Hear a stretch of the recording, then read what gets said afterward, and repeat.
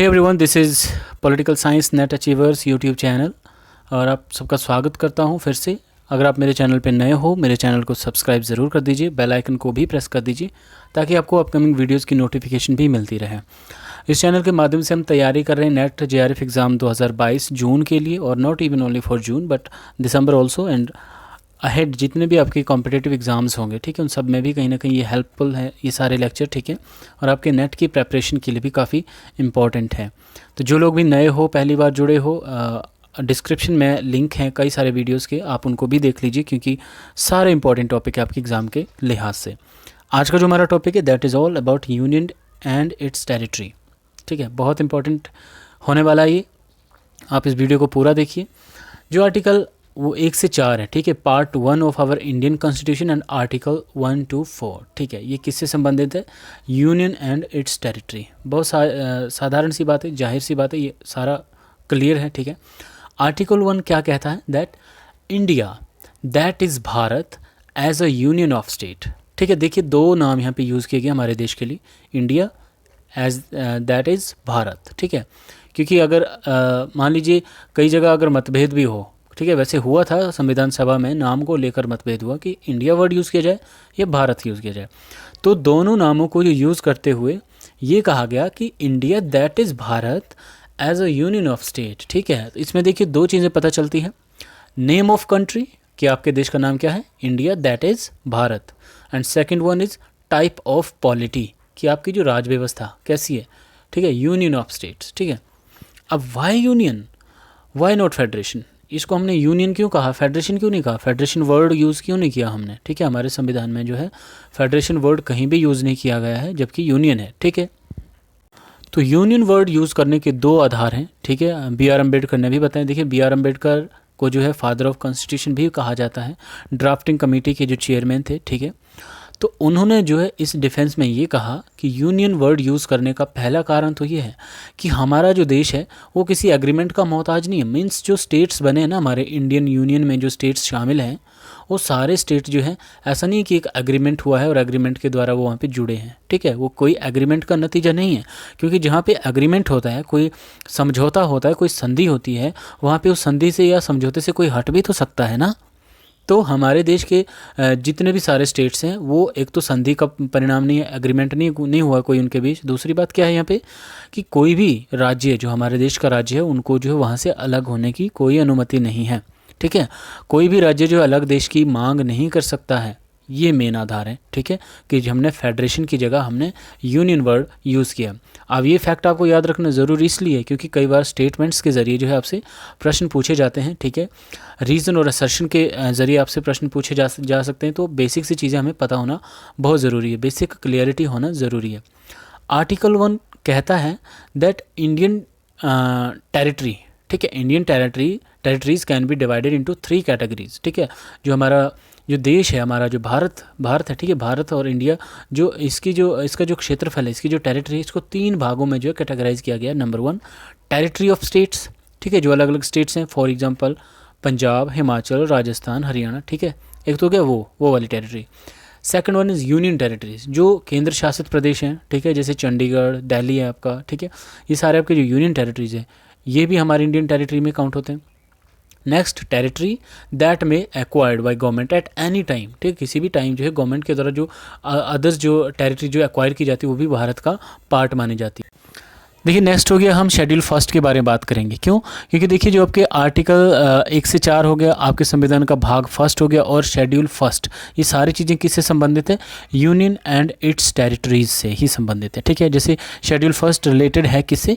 Name of the state, आपके राज्यों के नाम और केंद्र शासित प्रदेशों के नाम, ठीक है, और उनका जो टेरिटोरियल एक्सटेंट है, ठीक है, जो उनका कहीं ना कहीं क्षेत्राधिकार है, ठीक है, इन सब चीज़ों के बारे में बात कहाँ की गई है? शेड्यूल फर्स्ट में। और प्रेजेंटली अगर हम बात करें तो भारतीय यूनियन के कितने 28 राज्य हैं और 8 यूनियन टेरिटरीज हैं, ठीक है। तो इनके जो टोटल एंटिटीज़ हैं वो कितनी हो गई अब? 36, जिसमें 8 यूनियन टेरिटरीज आती हैं और 28 जो आपके स्टेट्स आते हैं, ठीक है। हमारे संविधान का जो पार्ट 21 है, ठीक है। पार्ट 21 में जो है स्पेशल प्रोविजंस का प्रावधान भी है कुछ एक राज्यों के लिए, जिसमें महाराष्ट्र, गुजरात, नागालैंड, असम, तेलंगाना, आंध्र प्रदेश, सिक्किम और कर्नाटका, ये राज्य जो है इसमें आते हैं, स्पेशल प्रोविजंस के दायरे में आते हैं। ये बात कही जाती है हमारे संविधान के पार्ट 21 में। आगे हम देखते हैं स्पेशल प्रोविजंस फॉर SC और ST areas, right. SC ST areas mean जो ऐसे एरियाज़ जो शेड्यूल ट्राइब्स और शेड्यूल आपके शेड्यूल्स एरिया हैं और आपके शेड्यूल ट्राइब्स एरिया हैं, ठीक है, उनके लिए क्या कुछ स्पेशल प्रोविजंस है हमारे संविधान में। देखिए शेड्यूल 5 में जो है special provisions for SC areas, ठीक है, जो शेड्यूल्स एरियाज़ हैं हमारे संविधान के द्वारा जो है उनके लिए जो कहीं ना कहीं स्पेशल प्रोविजंस दिए गए हैं, ठीक है। तो देखिए जो शेड्यूल्स एरियाज़ है, ठीक है, वो प्रेजेंटली हम देखें तो 10 राज्य आते हैं हमारे देश के, 10 राज्य ऐसे आते हैं जिनको शेड्यूल एरिया माना जाता है और वहाँ के लिए स्पेशल प्रोविजंस का जो है प्रावधान है। देखिए अब वो 10 राज्य कौन से, मैंने एक आसान सा मैंने एक ट्रिक बनाने की कोशिश की है, एक निमोनिक्स बनाने की कोशिश की है, क्योंकि कई बार पूछा जा सकता है कि इनमें से कौन से राज्य हैं जो स्पेशल प्रोविजंस के अंतर्गत आते हैं और वो शेड्यूल एरियाज़ हो, ठीक है। तो देखिए आप तो छा गए रोज़ हिमाचल में मिलते हो, ठीक है, देखिए क्योंकि हिमाचल एक बहुत अपने आप में सुप्रसिद्ध जगह है, ठीक है, हमारे देश विदेश में जो है चर्चे हमारे हिमाचल के, शिमला, ठीक है। तो देखिए आप तो छा गए रोज़ हिमाचल में मिलते हो, ये एक निमोनिक्स है, इसी में वो सारे 10 राज्यों के नाम हैं, ठीक है। आप से ले लीजिए आंध्र प्रदेश, तो से ले लीजिए टी ले लीजिए, टी फॉर तेलंगाना, छा गए, ठीक है, सॉरी छा हो गया मेरे से, लेकिन छा गए छत्तीसगढ़, और गए से आप जी ले लीजिए गुजरात हो गए, और रोज़ से ROJ, R for Rajasthan, O for Odisha and J for Jharkhand, ठीक है। हिमाचल का हिमाचली आ गया, मैं मिलते हो तो मैं से आप मध्य प्रदेश ले लीजिए और अगले माह से आप महाराष्ट्र ले लीजिए, तो आपके लिए बहुत आसान हो जाएगा इस तरह से समझना। आंध्र प्रदेश, तेलंगाना, छत्तीसगढ़, गुजरात, राजस्थान, ओडिशा, झारखंड, हिमाचल प्रदेश एंड मध्य प्रदेश एंड महाराष्ट्र, ठीक है। तो ये वो सारे 10 स्टेट्स हैं जो कहीं ना कहीं शेड्यूल एरियाज़ माने जाते हैं हमारे देश के, ठीक है। और उनके लिए जो स्पेशल प्रावधान है, ठीक है, वो किस में है, शेड्यूल 5 में। अब शेड्यूल 6 भी कहीं ना कहीं स्पेशल प्रोविजंस की बात करता है, लेकिन किसके लिए, आपके जो शेड्यूल ट्राइब्स एरिया हैं, ठीक है, जो आपके जो ट्राइबल्स एरियाज़ हैं, ठीक है, कौन कौन से अब इसमें 3 राज्य हैं, असम, मेघालय, मिजोरम, ठीक है। अब इसको आप अपने हिसाब से किसी भी तरीके से आप अपने हिसाब से इनको याद रख सकते हो, ठीक है, असम, मेघालय एंड मिजोरम। नेक्स्ट हम देखते हैं सेकंड, हम बात करें जो territory of India and union of India में क्या सिंपल सा बेसिक डिफरेंस है, ठीक है। देखिए जो टेरिटरी ऑफ इंडिया ये एक वाइडर टर्म है और यूनियन ऑफ इंडिया जो है कहीं ना कहीं नैरोर टर्म है। क्यों? क्योंकि यूनियन ऑफ इंडिया सिर्फ स्टेट्स को इंक्लूड करती है, ठीक है, जो आपके यूनियन के जो आप यूँ समझो कि यूनियन के जो यूनिट्स हैं स्टेट्स, ठीक है, ये सिर्फ उन्हीं चीज़ों की बात करती है। लेकिन आपकी जो टेरिटरी ऑफ इंडिया है, टेरिटरी जो है स्टेट्स हो गया, यूनियन टेरिटरीज हो गए और अदर ऑल टेरिटरीज जो कहीं ना कहीं गवर्नमेंट के द्वारा या इंडिया के द्वारा जो है एट एनी टाइम जो एक्वायर की जाती है। आप यूँ समझिए कि जो all the 3 categories of Indian territory जो हमने पीछे बात की, ठीक है, ये स्टेट्स हो गए, यूनियन टेरिटरीज हो गई और वो टेरिटरी जो कहीं ना कहीं इंडिया के द्वारा एक्वायर की जाती है, वो सारी किस में आती है, वो इंडियन टेरिटरी में आती है। इस लिहाज से जो टेरिटरी वर्ड है, ठीक है, या आप यूँ कहें कि जो इंडियन टेरिटरी वो एक वाइडर टर्म है, ठीक है। States are member of federal system. क्यों? क्योंकि स्टेट्स क्या करते हैं, राज्य जो है आपके केंद्र के साथ कहीं ना कहीं पावर डिस्ट्रीब्यूशन की जो आपकी जो डिस्ट्रीब्यूशन ऑफ पावर है, ठीक है, उसको शेयर करते हैं, ठीक है। स्टेट्स को जो है कहीं ना कहीं स्टेट लिस्ट में अलग से विषय किसके द्वारा दिए जाते हैं, संविधान के द्वारा दिए गए हैं, ठीक है। तो पावर को शेयर कर रहा है समवेयर समहाउ, ठीक है। तो स्टेट्स क्या है, हमारे फेडरल सिस्टम के मेंबर माने जाते हैं, ठीक है। और India can acquire foreign territory, India जो है फॉरेन टेरिटरी को भी एक्वायर कर सकता है एट एनी टाइम और उसको भी जो है इंडिया का एक इंडिफरेंट पार्ट या इंडिया की टेरिटरी माना जाता है, ठीक है। जैसे कि फॉर एग्जांपल जब भारत का संविधान बना था, ठीक है, कमेंसमेंट हुई थी संविधान की, उसके बाद जो भारत में देखिए दादरा नगर हवेली, गोवा, दमन एंड दीव एंड पौंडीचेरी और सिक्किम एक्सेट्रा, ये सारे जो एरियाज़ हैं वो हमारे संविधान के बनने के बाद कहीं ना कहीं इंडिया ने एक्वायर किए हैं, ठीक है। तो इस लिहाज से इंडिया क्या है, इंडिया एक सॉवरन कंट्री है, ठीक है, जिसपे ना तो मतलब आंतरिक तरीके से और बाहरी तरीके से इंडिया किसी के भी दबाव में नहीं है, ठीक है। तो उस हिसाब से जो भारत जो है एक इंडिपेंडेंट और एक सॉवरन नेशन होने के साथ साथ ये पावर रखता है कि वो किसी भी टेरिटरी को जो एक्वायर कर सकता है, ठीक है। आगे हम देखते हैं next and very important article 2, जिसमें पार्लियामेंट को ये पावर दी जाती है कि पार्लियामेंट क्या कर सकती है, न्यू स्टेट्स जो होते हैं, ठीक है, उनकी एडमिशन कर सकती है और इस्टेब्लिशमेंट कर सकती है नए राज्य की, ठीक है। देखिए एडमिशन और इस्टेब्लिशमेंट 2 टर्म है यहाँ पे, ठीक है। एडमिशन किन राज्यों की करेगी, जो राज्य ऑलरेडी एग्जिस्टेंस में होते हैं, ठीक है। मान लीजिए अगर वो इंडियन यूनियन में ऐड होना चाहते हैं तो पार्लियामेंट के पास पावर है कि वो उन राज्यों को ऐड कर सकती है इंडियन यूनियन में, ठीक है। और इस्टेब्लिशमेंट ऑफ न्यू स्टेट, ऐसे स्टेट जो इससे पहले कभी एग्जिस्टेंस में नहीं होते हैं, ठीक है। जैसे मान लीजिए तेलंगाना की स्थापना हुई, ठीक है। तो पहले तेलंगाना राज्य नहीं था, लेकिन उसको बाद में एक नए राज्य के तौर पर उसको स्थापित किया गया, ठीक है। तो ये पावर भी किसके पास है? पार्लियामेंट के पास है, और ये आर्टिकल 2 में इसका जो प्रावधान है वो देखने को मिलता है, ठीक है। नेक्स्ट हम बात करते हैं आर्टिकल 3 क्या है।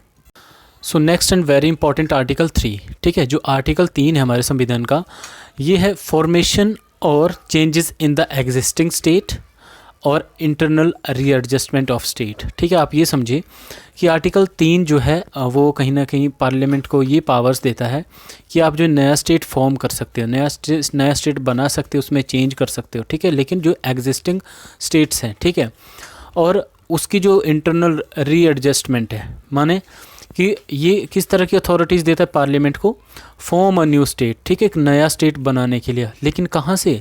अगर कोई टेरिटरी है, ठीक है, उससे जो है अलग करके, उससे सेपरेट करके एक नया स्टेट बनाना, जैसे मान लीजिए तेलंगाना राज्य बना था, ठीक है, एक इस तरीके से नया स्टेट बना सकते हैं।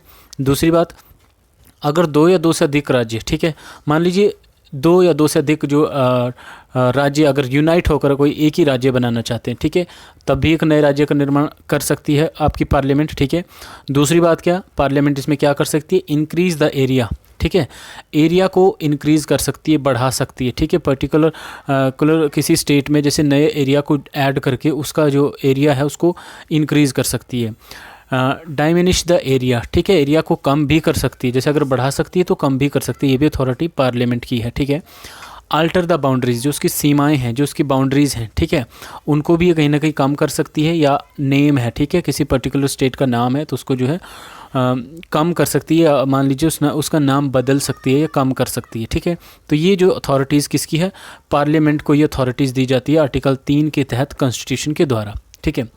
लेकिन आर्टिकल 3 की कुछ कंडीशंस हैं, ठीक है, 1-2 कंडीशंस है, वो बहुत इंपॉर्टेंट है कि जब इस तरह का बिल पार्लियामेंट में पेश करना हो, उसके लिए प्रायर रिकमेंडेशन चाहिए किसकी? प्रेसिडेंट की, ठीक है, प्रेसिडेंट ऑफ इंडिया की प्रायर रिकमेंडेशन के बाद ही इस तरह के बिल को पेश किया जाएगा। लेकिन उससे भी पहले एक और कंडीशन ये होती है कि राष्ट्रपति जो है, जो स्टेट लेजिस्लेचर होती है, ठीक है, उसकी रिकमेंडेशन के लिए भी राष्ट्रपति जो है उस बिल को राज्य की विधानसभाओं में भेज सकता है, ठीक है।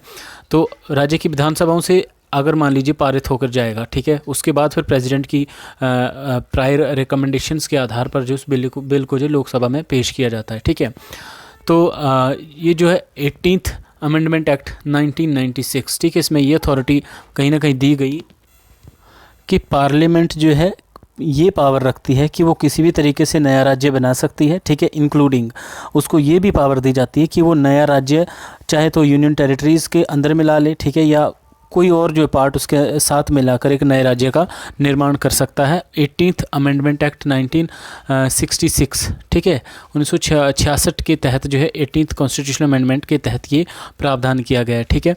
अब देखिए यहाँ पे क्या है कि जो प्रेसिडेंट मान लीजिए रिकमेंडेशन के लिए जब स्टेट लेजिस्लेचर के पास जो बिल को भेजते हैं, ठीक है, और स्टेट लेजिस्लेचर जिस तरह का भी सुझाव दें, गाइडेंस दें, ठीक है, अपनी राय दे सकता है, लेकिन देखिए ये बाउंड नहीं होगा, ठीक है, पार्लियामेंट के ऊपर या प्रेसिडेंट के ऊपर ये जो है स्टेट लेजिस्लेचर का जो निर्णय वो बाउंड नहीं है, मतलब बाध्य नहीं है, ठीक है। प्रेसिडेंट या पार्लियामेंट ज़रूरी नहीं है कि ये इनका जो निर्णय होगा स्टेट लेजिस्लेचर का उसको माने ही माने, मतलब ये एक गिवन टाइम के अंदर जब ये स्टेट लेजिस्लेचर अपना निर्णय बताता है तो प्रेसिडेंट या पार्लियामेंट के ऊपर ये बाध्य नहीं होगा। पहली बात तो ये है।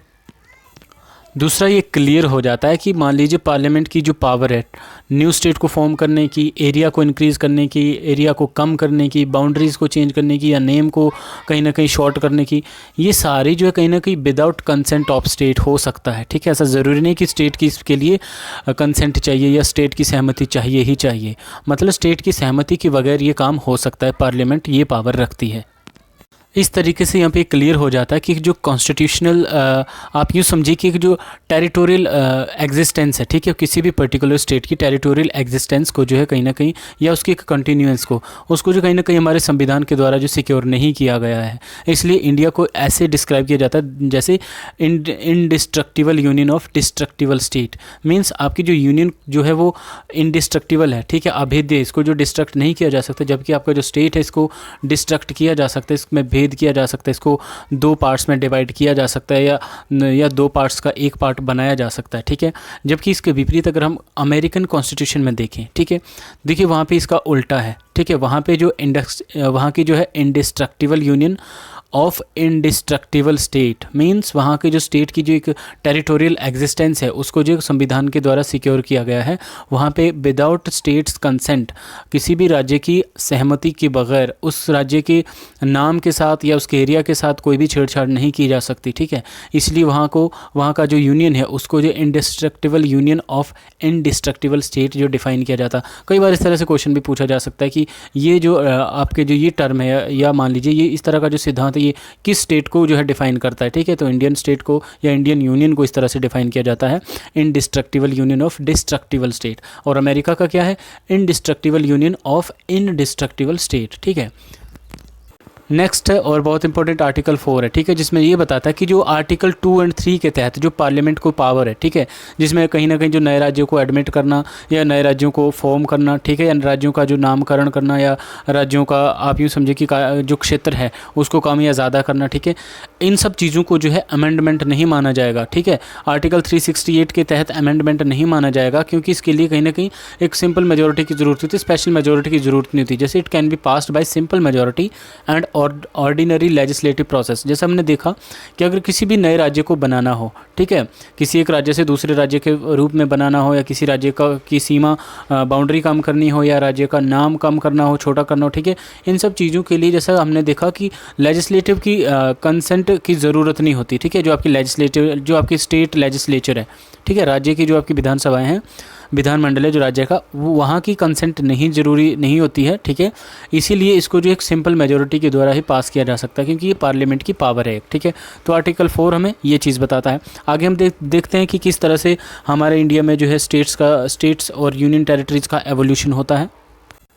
नेक्स्ट है evolution of the states and union territories, ठीक है। देखिए 1947 में जब हमारा देश आज़ाद होता है तो कहीं ना कहीं देश के आज़ाद होने के साथ साथ भारत का विभाजन हो जाता है भारत और पाकिस्तान के बीच, ठीक है। यहाँ पे जितनी भी रियासतें थी उनके सामने 3 कंडीशनें रखी गई, ठीक है। या तो आप भारत में मिल जाइए, या तो पाकिस्तान में मिल जाइए, या तो आप इंडिपेंडेंट अपना एग्जिस्टेंस रखिए, ठीक है। तो देखिए 552 हमारे पास प्रिंसली स्टेट्स थे, ठीक है, प्रिंसली स्टेट्स, जिनमें से 549 ने जो ज्वाइन किया भारत को, ठीक है। और रिमेनिंग 3 जो हैदराबाद, जूनागढ़ और कश्मीर, ठीक है। देखिए बहुत इंपॉर्टेंट है, बहुत बार एग्जाम में इस तरह से पूछा जाता है कि जो 3 जो रियासतें जो शुरू में भारत में नहीं मिली थी वो कौन कौन सी थी। तो ये है हैदराबाद है, जूनागढ़ है और कश्मीर है, ठीक है। तो देखिए बाद में इनको जोड़ा गया भारत के अंदर। कैसे जोड़ा गया, देखिए हैदराबाद कैसे जुड़ा भारत में, इस तरह से मेथड भी पूछा जाता है कि कौन सी रियासत किस सोर्स के द्वारा जो भारत में जोड़ी गई थी, ठीक है। तो देखिए हैदराबाद बाय मीन्स ऑफ पॉलीसेक्शन, ठीक है, पॉलीसेक्शन के द्वारा जो हैदराबाद को जो है भारत में जोड़ा गया। जूनागढ़ रियासत थी बाय मीन्स ऑफ रेफरेंडम। आपने बताना है कि रेफरेंडम क्या होता है, ठीक है, कमेंट बॉक्स में मुझे लिखकर बताइए रेफरेंडम क्या होता है। मैंने अभी पीछे जो मैंने लेक्चर दिए थे उसमें मैंने डेमोक्रेसी के ऊपर, उसमें मैंने डायरेक्ट डेमोक्रेसी के अंदर एक डिवाइस के तौर पर जो रेफरेंडम को बहुत अच्छे से उसमें मैंने डिस्कस किया आप लोगों के साथ। तो आप मुझे बताइएगा कि रेफरेंडम होता क्या है, ठीक है। और नेक्स्ट वन इज़ कश्मीर, ठीक है। तो बाय कश्मीर को कैसे भारत में जोड़ा गया, बाय द इंस्ट्रूमेंट ऑफ असेशन, ठीक है, बाय द इंस्ट्रूमेंट ऑफ असेशन जो कश्मीर को भारत में जोड़ा गया। और आज तक ये कश्मीर जो है एक इशू बन के रह गया भारत और पाकिस्तान के बीच में, ठीक है। लेकिन हमारा तो एक इंडिफरेंट पार्ट है हमारे देश का, ठीक है। देखिए 1950 में फिर क्या होता है कि हमारे कहीं ना कहीं भारत सरकार के द्वारा जो एक राज्यों का जो कहीं ना कहीं एक क्लासिफिकेशन किया गया, ठीक है। 4 कैटेगरीज में राज्यों को जो है क्लासीफाई किया गया, part A, part B, part C and part D में, ठीक है। इस तरह से 29 स्टेट्स, ठीक है, उस टाइम 29 स्टेट्स से उनको जो है 4 अलग अलग पार्ट्स में जो है डिवाइड किया गया था, ठीक है। जिसमें पार्ट ए में 9 स्टेट थे, ठीक है। पार्ट बी में जो आपका जो पार्ट बी था उसमें भी कहीं ना कहीं 9 स्टेट थे। पार्ट सी में 10 थे और पार्ट डी में सिर्फ और सिर्फ 1 था, ठीक है। वो था आपका अंडमान एंड निकोबार आइलैंड। हो सकता है इस तरह से भी क्वेश्चन पूछा जाए कि जब राज्यों का जो है कहीं ना कहीं एक क्लासिफिकेशन की गई थी, ठीक है, part A, B, C and D में, तो आपको पता है कि डी में सिर्फ एक ही पार्ट था। तो डी में कौन सा था, वो था, सॉरी, पार्ट डी में जो एक ही स्टेट था तो कौन सा था, वो अंडमान एंड निकोबार आइलैंड, ठीक है। नेक्स्ट देखते हैं। नेक्स्ट है धर कमेटी एंड जेबीपी कमेटी, ठीक है। देखिए आपको ये याद रखने की धर कमीशन एंड जेबीपी कमेटी किससे रिलेटेड थी, ठीक है। ये कहीं ना कहीं आपका जो स्टेट रीऑर्गेनाइजेशन है, ठीक है, राज्यों का पुनर्गठन, उससे संबंधित है ये, ठीक है। तो जब प्रिंसली स्टेट्स का जो इंटीग्रेशन हुआ, ठीक है, उनको जो इंटीग्रेट किया गया, उसके बाद ये it was just ad hoc arrangement, ठीक है। लेकिन उसके बाद क्या हुआ कि जो डिफरेंट पार्ट्स जैसे साउथ इंडिया के मोस्ट ऑफ स्टेट्स, वहाँ पे जो कहीं ना कहीं स्टेट रीऑर्गेनाइजेशन की डिमांड उठने लगी, ठीक है। और 1948 में फाइनली एक लिंग्विस्टिक प्रोविज़न कमीशन बनाया गया। एस के धर इसके चेयरमैन थे, ठीक है, एस के धर इसके चेयरमैन थे। इनकी अध्यक्षता में जो एक लिंग्विस्टिक प्रोविज़न कमीशन बनाया गया भाषाई आधार पर, जिसमें राज्यों के पुनर्गठन की मांग उठने लगी। इन्होंने 1948 में अपनी रिपोर्ट सबमिट की और उसमें ये सुझाव दिया कि राज्यों का पुनर्गठन जो है एडमिनिस्ट्रेटिव कन्वीनियंस के आधार पर होना चाहिए, ठीक है, प्रशासनिक सुविधाओं के आधार पर जो है आप राज्य का कहीं ना कहीं पुनर्गठन कीजिए, लेकिन जो लैंग्वेज है, ठीक है, भाषा के आधार पर राज्यों का पुनर्गठन नहीं होगा, ठीक है। तो उन्होंने इस तरह से बात की, लेकिन क्या हुआ कि इसके बाद जो इसकी डिमांड और उग्र तरीके से बढ़ गई, ठीक है। और फाइनली 1948 में अगेन कांग्रेस को जो जेवीपी कमेटी बनानी पड़ी, ठीक है। जेवीपी कौन थे? देखिए 3 लोगों के नाम है, आपने कमेंट करके बताना है कि जेवीपी में किन किन के नाम मुख्यतः हैं, ठीक है। और इसका कोई चेयरमैन नहीं था, ये 3 लोग हैं, ठीक है। इनकी एक कमेटी बनाई गई 1948 में अगेन, जिन्होंने 1949 में जो अपनी रिपोर्ट जो है कहीं ना कहीं प्रस्तुत की। और इन्होंने क्या किया, इन्होंने भी कहीं ना कहीं लैंग्वेज को जो है एक रीऑर्गेनाइजेशन का आधार के तौर पर लैंग्वेज को भी इन्होंने भी रिजेक्ट कर दिया। मतलब राज्यों का पुनर्गठन जो है वो भाषा के आधार पर नहीं होना चाहिए, इन लोगों ने भी ये चीज़ कही, ठीक है। लेकिन फाइनली जब 1953 में, ठीक है, कहीं ना कहीं जब एक पोटी श्री रामुलु, ठीक है, ये एक कांग्रेस के कार्यकर्ता थे, ठीक है। इन्होंने कहीं ना कहीं एक एजिटेशन चलाया, एक उग्र आंदोलन चलाया, एक भूख हड़ताल, ठीक है, जिसमें 56 डेज़ का इन्होंने जो एक हंगर स्ट्राइक की, ठीक है। उसके बाद उनकी डेथ भी हो गई थी। तो उसके परिणाम स्वरूप जो है पहली बार जो है भाषा के आधार पर आंध्र प्रदेश राज्य का निर्माण होता है, जिसको तेलुगु, ठीक है, जो तेलुगु बोलते थे, तेलुगु स्पीकिंग जो लोग थे, ठीक है, उनके लिए आंध्र प्रदेश का निर्माण किया गया। कहाँ से अलग करके? मद्रास से अलग करके, ठीक है। तो ये पहला स्टेट था जो भाषा के आधार पर बना था। ये भी आपको याद रखना पड़ेगा कि कई बार ऐसा क्वेश्चन आ जाता है, इवन अगर नेट में नहीं आएगा तो और कॉम्पिटिटिव एग्जाम्स में पूछा जाएगा कि भाषा के आधार पर बनने वाला पहला राज्य कौन सा था, ठीक है, और किन आधारों में, या आप यूँ कहिए कि किन हालातों में बना था और किस वजह से बना था। ये जो पोटी श्री रामुलु, इनका नाम भी कई बार पूछा जा सकता है, ठीक है। तो इनकी एक भूख हड़ताल, बहुत उग्र आंदोलन हुआ था, इन मूवमेंट इन्होंने एजिटेशन किया था, सॉरी। तो उसके बाद जो है एक भाषा के आधार पर जो आंध्र प्रदेश को जो है एक अलग राज्य बनाया गया था, ठीक है। So this was about JVP Dhar commission and JVP committee. Next आता है फजल अली कमीशन आया, जो 1953 में आया था। ये एक स्टेट रीऑर्गेनाइजेशन कमीशन था। जिस तरह से आंध्र प्रदेश का जो कहीं ना कहीं एक नए राज्य के तौर पर जब गठन होता है, ठीक है, उसके बाद जो है लिंग्विस्टिक बेस पे, आप यूँ समझिए कि लिंग्विस्टिक बेस पे जो है कहीं ना कहीं बाकी स्टेट्स में भी डिमांड उठने लगी, ठीक है, स्टेट्स की ऑर्गेनाइजेशन पे। तो इसी के तहत जो 1953 में एक स्टेट रीऑर्गेनाइजेशन कमीशन बनाया गया, जिसके जो अध्यक्ष थे वो फजल अली थे, ठीक है। और इसके 2 अन्य सदस्य भी थे, KM पानीकर और हृदयनाथ कुंजरू, ठीक है, जिन्होंने NCC की भी स्थापना की थी। हृदयनाथ कुंजरू, KM पानीकर और फजल अली 3 मेंबर थे। इनको भी अपने याद रखने, कई बार ऐसा पूछा जा सकता है कि स्टेट रीऑर्गेनाइजेशन कमीशन में कितने मेंबर थे, या कौन इसके अध्यक्ष थे, या अदर जो है 2 मेंबर थे वो कौन कौन थे, ठीक है। 1953 में बना और इसने रिपोर्ट दी 1955 में, ठीक है। अब रिपोर्ट दे दी इन्होंने, और क्या इसमें इन्होंने क्या किया, इस रिपोर्ट के अंतर्गत क्या क्या देखने को मिलता है कि इस कमीशन ने जो है लिंग्विस्टिक बेस पर जो स्टेट रीऑर्गेनाइजेशन को जो एक्सेप्ट कर लिया, ठीक है। इन्होंने लैंग्वेज को आधार के तौर पर, राज्यों के पुनर्गठन के आधार के तौर पर लैंग्वेज को जो इन्होंने एक्सेप्ट कर लिया, पहली बात। और दूसरी बात क्या कि उन्होंने एक चीज़ को रिजेक्ट कर दिया कि ऐसा नहीं होना चाहिए कि 1 लैंग्वेज 1 स्टेट, इस वाली को थ्योरी को उन्होंने जो है रिजेक्ट कर दिया, ठीक है। साथ ही साथ एक और चीज़ होती है कि इन्होंने कहा कि आप जो 4 फोल्ड जो अपने क्लासिफिकेशन करके रखिए राज्यों की, है ना, part A, part B, C and D में जो अपने राज्यों को क्लासीफाई करके रखा हुआ है, आप उसको ख़त्म कर दीजिए, ठीक है। इस तरह की एक सरकार के लिए एक रिकमेंडेशन दी स्टेट रीऑर्गेनाइजेशन कमीशन ने, ठीक है। परिणामतः क्या होता है कि 7th अमेंडमेंट एक्ट होता है 1956 में, जब 14 नए राज्य बनाए जाते हैं, ठीक है। जो आपका क्लासिफिकेशन की गई थी part 1, 2, part A, B, C and 3 में, उनको ख़त्म करके 14 नए राज्य बनाए गए, ठीक है। उनको कहीं ना कहीं एबॉलिश करके जो है 14 राज्य बनाए गए और 6 यूनियन टेरिटरीज बनाई गई थी, ठीक है, 1 नवंबर 1956 को, ठीक है। तो ये कौन सा कॉन्स्टिट्यूशनल अमेंडमेंट एक्ट हुआ था? ये हुआ था 7th और 1956 में ही हुआ था, ठीक है। फर्दर हम बात करेंगे जो new states and union territories जो आफ्टर 1956 के मतलब उसके बाद जो है क्रिएट की गई, ठीक है। 1956 के बाद जो है जो नए राज्य और नए जो आपके केंद्र शासित प्रदेश जो क्रिएट किए गए थे, ठीक है। सबसे पहले हम बात करेंगे 1960 में, जब महाराष्ट्र और गुजरात जो नए राज्य के तौर पर उभर कर सामने आए, ठीक है। बॉम्बे से ये बने हैं, ठीक है। उन बॉम्बे के जो 2 पार्ट हुए, जिसमें महाराष्ट्र जो मराठी भाषा बोलते थे और गुजरातियों को जो है गुजरात राज्य जो बनाया गया। जो गुजरात जो बना था ये आपका 15 स्टेट था, ठीक है। जैसे हमने बताया कि जो आपका स्टेट रीऑर्गेनाइजेशन कमीशन के रिकमेंडेशन के ऊपर जब 1956 में जब पहली बार राज्यों का पुनर्गठन हुआ तो 14 राज्य थे, ठीक है। उसके बाद जो 15वां राज्य बना था वो आपका गुजरात बना था 1960 में, ठीक है, 1960 में। उसके बाद हम बात करते हैं दादरा एंड नगर हवेली की बात करें, ठीक है। तो देखिए ये पुर्तगीज़ रूल्ड था, मतलब यहाँ पे पुर्तगालियों का रूल था। 1954 में ये कहीं ना कहीं लिबरेट हुआ, आज़ाद हुआ, और 1961 तक कहीं ना कहीं एक एडमिनिस्ट्रेटर के द्वारा इसको रूल किया जाने लगा, जो कि वहाँ के लोगों के द्वारा इसको चूज़ किया जाता था।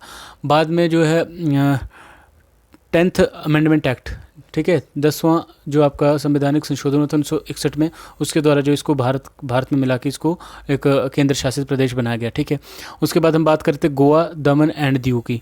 तो ये तीनों जो है कहीं ना कहीं 1961 में, ठीक है, पॉलिसी एक्शन के द्वारा जो है इनको भारत में मिलाया गया, ठीक है। जो 12th आपका अमेंडमेंट एक्ट हुआ था 1962 में, और 1987 में गोवा को जो अलग एक राज्य का दर्जा भी दे दिया गया था, ठीक है। आगे हम देखते हैं, नेक्स्ट हम देखते हैं पौंडीचेरी जो स्टेट था ये 1962 में बना था, ठीक है, यूनियन टेरिटरीज़, और 14th अमेंडमेंट एक्ट के द्वारा इसको बनाया गया था।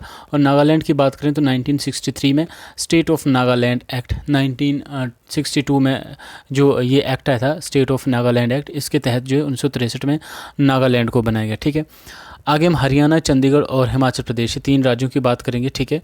जो 1966 में पंजाब को कहीं ना कहीं 2 पार्ट्स में डिवाइड करके, ठीक है, हरियाणा और पंजाब बनाया गया, ठीक है। हरियाणा जो 17 स्टेट बना था, क्योंकि अकाली दल के द्वारा मास्टर तारा सिंह के नेतृत्व में पंजाबी स्पीकिंग पीपल्स के लिए अलग से स्टेट की मांग की गई थी, जिसमें क्या हुआ कि हिंदी स्पीकिंग लोगों के लिए जो हिंदी स्पीकिंग लोग थे, ठीक है, उनको कहीं ना कहीं हरियाणा स्टेट में कन्वर्ट किया गया, और जो आपके पंजाबी स्पीकिंग लोग थे उनके लिए पंजाब, और हिली एरियाज़ जो थे उनके लिए हिमाचल प्रदेश जो है यूनियन टेरिटरीज़ के रूप में स्थापित किया गया 1966 में।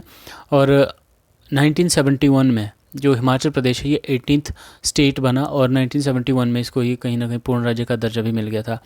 आगे देखते हैं, आगे हम देखते हैं 1972 में मणिपुर जो 19th स्टेट के रूप में स्थापित हुआ, और त्रिपुरा जो है 20th, और मेघालय जो 21st स्टेट के रूप में स्थापित हुआ।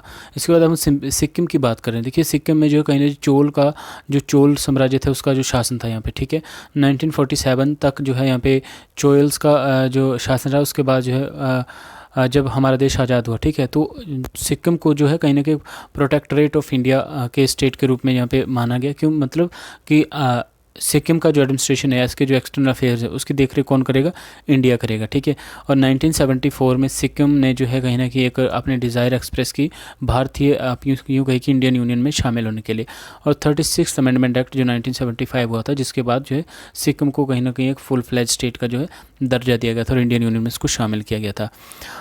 जो आपके 23rd जो आपका स्टेट बना वो था मिजोरम, जो 1987 में जो 3 स्टेट बनकर सामने आते हैं, एक मिजोरम जो 23rd, और अरुणाचल प्रदेश जो 24th स्टेट के रूप में, और गोवा 25th स्टेट के रूप में उभर कर सामने आता है।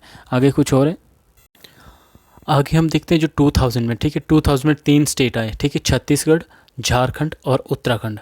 छत्तीसगढ़ कहाँ से बना, एमपी से बनाया गया इसको, ठीक है, मध्य प्रदेश से बनाया गया जो 26th स्टेट बना था हमारे देश का। जो झारखंड है ये यूपी से बना जो 27th स्टेट है, और उत्तराखंड बिहार से बना जो 28th स्टेट है, ठीक है। इस तरह से 3 स्टेट जो है 2000 के दौर में भी हमारे देश के यूनियन में कहीं ना कहीं इमर्ज होते हैं। उसके बाद जो तेलंगाना की बात करें, देखिए 2014 में 29th स्टेट के रूप में जो तेलंगाना का जो एक अलग से अस्तित्व में आता है ये राज्य, ठीक है। देखिए आंध्र प्रदेश जो पहला लिंग्विस्टिक स्टेट था जो 1953 में बना था, 2014 तक आते आते आंध्र प्रदेश के भी 2 स्टेट बन गए, ठीक है। एक तो आपका आंध्रा, ठीक है, रेजिडरी, और दूसरा तेलंगाना बन गया इसका 2014 में, ठीक है। और हैदराबाद को इसका एक जॉइंट कैपिटल बनाया गया, एक आपकी जो राजधानी, ठीक है। तो तेलंगाना और हैदराबाद दोनों की राजधानी अभी तक एक ही है, ठीक है, और वो है सॉरी तेलंगाना और आंध्र प्रदेश, इसकी राजधानी अभी एक ही है, हैदराबाद में। ठीक है, इस प्रकार से हम देखते हैं कि आज अगर हम 22 आप यूँ समझिए कि आप अगर 2022 में देखें तो आपके देश में जो है 28 राज्य और 8 आपके जो यूनियन टेरिटरीज़ हैं। ठीक है, तो ये कुछ था विशेष इस लेक्चर में। बाकी हम नेक्स्ट वीडियो में कुछ और टॉपिक लेकर आएंगे। अगर आप मेरे चैनल पर नए हो, पहली बार आए हो, तो मेरे चैनल को सब्सक्राइब ज़रूर कर दीजिए और बेल आइकन को भी प्रेस कर दीजिए। और आई होप ये वीडियोज़ आपके लिए काफ़ी हेल्पफुल हो रही होंगी। अगर आपको अच्छी लगती है तो प्लीज़ वीडियो को लाइक भी कीजिए, शेयर भी कीजिए, कमेंट भी कीजिए, और कमेंट में बताइए कि और किस किस तरह से हम नई वीडियोज़ बना सकते हैं, या आपके कुछ सजेशन सुझाव हो तो प्लीज़ ज़रूर दीजिएगा। मिलते हैं नेक्स्ट वीडियो में, तब तक जय हिंद।